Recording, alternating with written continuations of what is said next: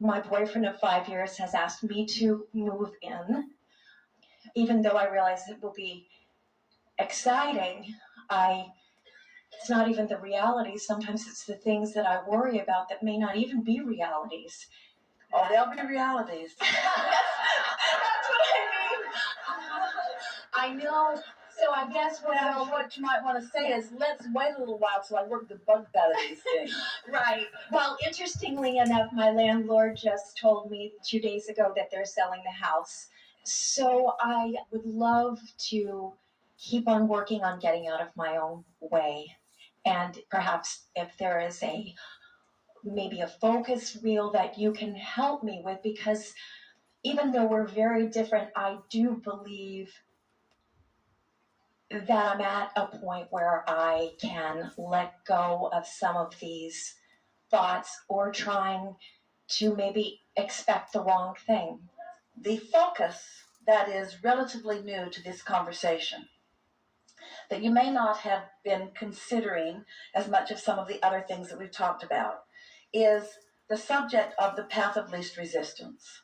So we know it's repetitive, but let's talk about why there even is a path. Why is there a path that you can feel? And the answer to that, you know it, is because you've launched rockets, and the rockets exist in a vibrational place, and that inner being part of you is standing there as that vibration, and law of attraction is responding to that vibration, and so there's this calling of you to that path.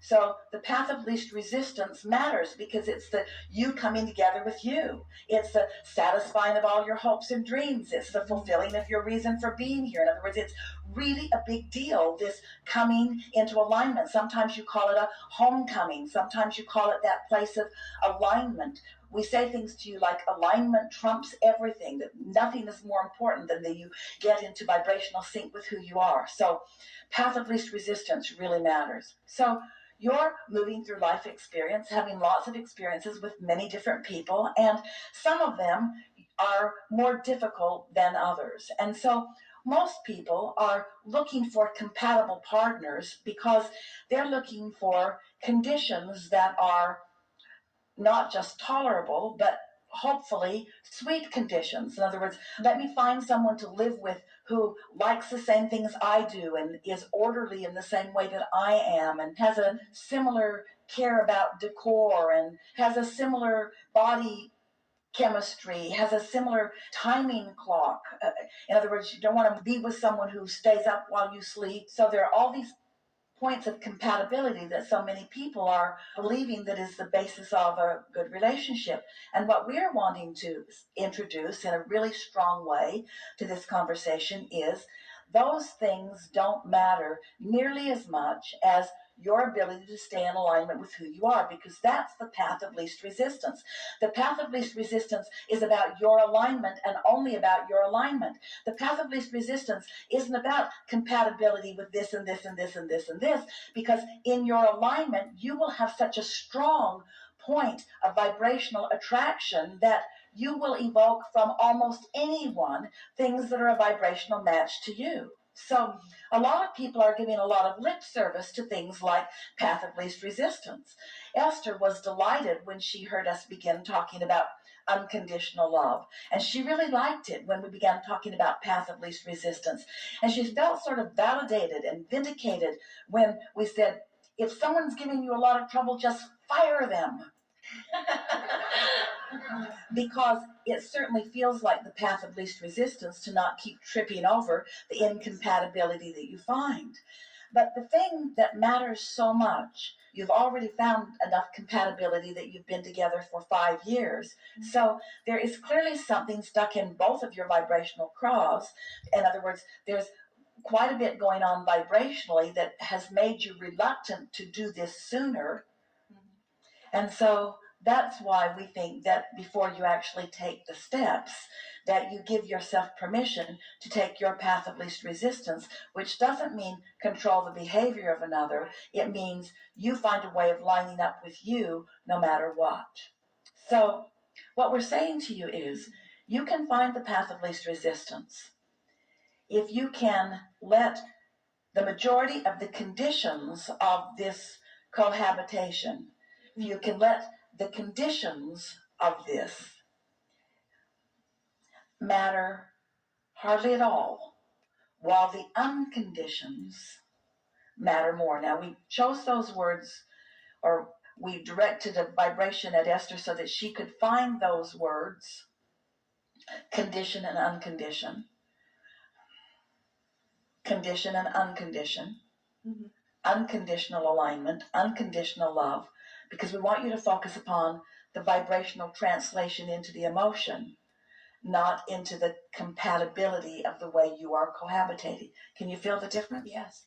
So what you want to foster within yourself, what you want to focus on right now is the feeling of well-being that you feel when you're together, the fun that you have when you're together, the clarity that he evokes from you and you from him, the sense of well-being that you often find together, the feeling of a oneness that you find. Let those unconditions, and by unconditions we're really talking about thoughts and emotions. So you've been doing something a little different than that. You've been worrying about conditions and having emotions about those. You've been sort of weighing the pros and the cons and the pluses and the minuses, and you've acknowledged a few things that you are worried about. And so you're doing what we're encouraging you to do, but you're doing it in the opposite way of what we're encouraging. In other words, you're finding conditions and you're making those be the unconditioned. So here's what we're saying. Worry is an unconditioned. Love is an unconditioned. Frustration is an unconditioned. Happiness is an unconditioned.